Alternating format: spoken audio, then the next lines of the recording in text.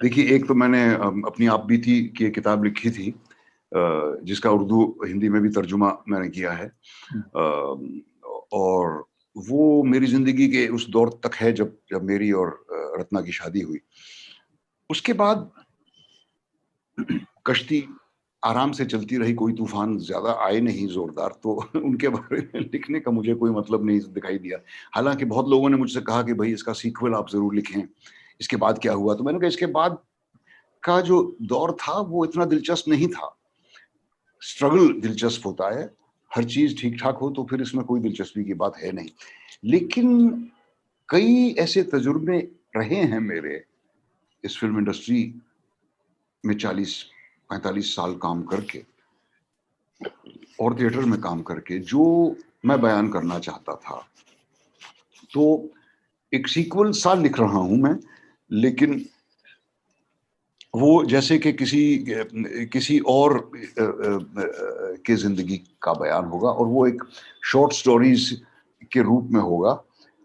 कई वाक़ये जो मेरे साथ हुए हैं, उनको थोड़ा-सा उनमें नमक-मिर्च डाल के लेकिन उसकी उसकी सच्चाई का जुज़ कायम रखते हुए। अच्छा। तो ये मैंने लिखा और एक स्क्रिप्ट लिखने की भी कोशिश की है, जो बड़ा मुश्किल काम है। और जहाँ तक पढ़ने का सवाल है, एक दिन मुझे ये ख़्याल आया कि मेरा बेटा मुझसे पूछ रहा था कि बाबा ये किंग लियर नाटक क्या है? हाँ। तो मैंने कहा कि चलो पढ़ते हैं साथ में। तो मैंने शेक्सपियर साहब की मोटी-सी किताब उतारी और हमने किंग लियर पढ़ा। जिसमें वो काफ़ी बोर हुआ क्योंकि भई इतना लंबा ये लोग इतने बोलते क्यों रहते हैं वगैरह वो यूजुअल क्रिटिसिज़्म। खैर वो पढ़ तो लिया और मैंने कहानी भी उसको कुछ तो वो मुतासिर हुआ, लेकिन कहने लगा कि भई ये शेक्सपियर साहब हर एक को मार क्यों डालते थे? हर नाटक में देखिए 6 लाशें पड़ी हैं, 8 लाशें पड़ी हैं। इन्हें तकलीफ क्या थी? तो मैंने कहा नहीं, उन्होंने उन्होंने मज़ाहिया नाटक भी लिखे हैं, उन्होंने ऐतिहासिक नाटक भी लिखे हैं। तो उन्होंने कहा अच्छा। और फिर मैंने वो फ़हरिस्त देखी तो 35 नाटक हैं उनके, जिसमें से मैंने मेरे ख़्याल से 6 या 7 पढ़े थे। स्कूल में कुछ पढ़ाए गए थे, कॉलेज में लिटरेचर में पढ़ रहा था इसलिए पढ़ाए गए थे। कुछ मैंने अब बस खुद पढ़े और मेरे ख़्याल से 4-5 ऐसे थे जिनके बारे में मालूम था, जो पढ़े नहीं थे।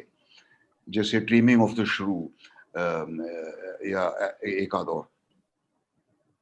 तो कुल हुए 12, 35 में से।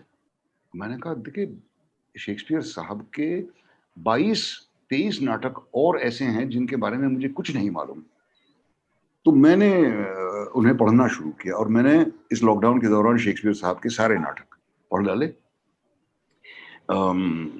कई तो उनमें से बहुत ही बेकार हैं, मतलब हैरत होती है कि भई इनको इतना महान नाटककार क्यों समझा जाता है। अच्छा। लेकिन उन बेकार के नाटकों में भी हाँ।